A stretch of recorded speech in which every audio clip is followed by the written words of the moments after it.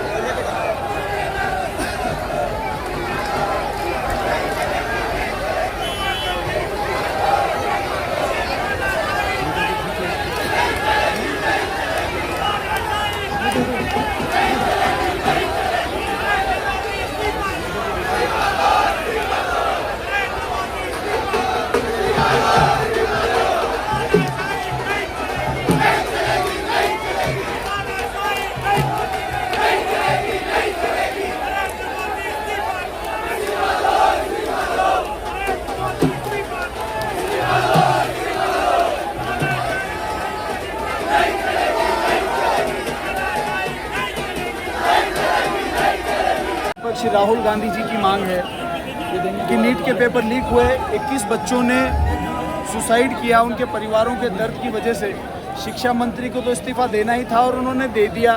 दे क्या दिया? उनसे ले लिया गया। लेकिन जंतर मंतर पर शांतिपूर्वक धरना कर रहे बच्चे और बच्चियों के ऊपर जो लाठीचार्ज हुआ, लाठियों में कीलें लगी हुई थी, कईयों के पैर टूट गए, कईयों के सिर फूट गए, पैलेट गन से कईयों की आँख फूट गई, बिहार के अंदर AK-47 चल गई। इसका जिम्मेदार कौन है? पुलिस का जिम्मेदार गृह मंत्री है।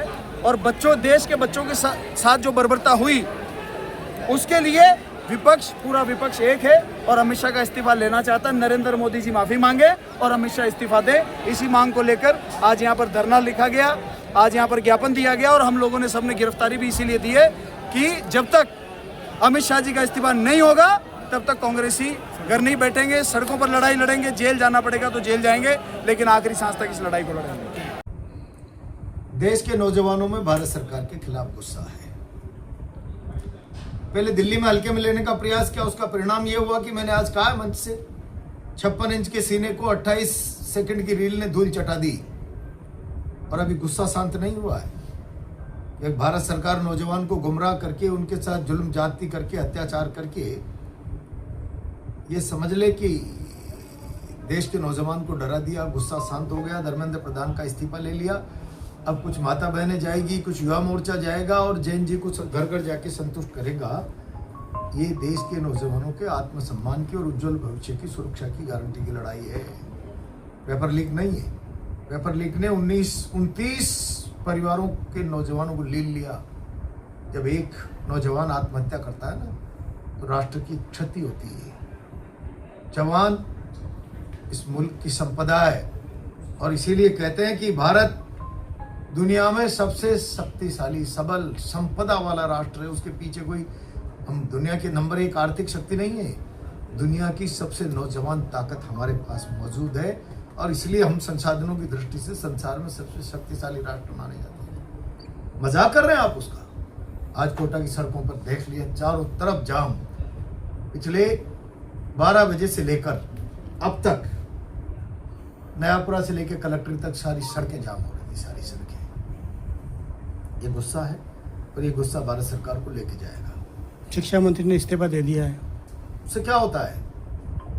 29 बच्चे वापस आ जाएंगे जिन्होंने सुसाइड कर लिया। उन परिवारों का दर्द खत्म हो जाएगा। जिन बच्चों पे गोलियां चलाई है, पहले गन, बिहार में गोलियां चली है, बंगाल में लाठियां चली है, चारों तरफ देश में गुस्सा भड़क गया नौजवानों का।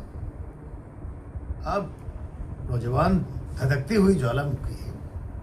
ज्वालामुखी रुकती है किसी से जब फटती है तो। कोटा में भी कलेक्टर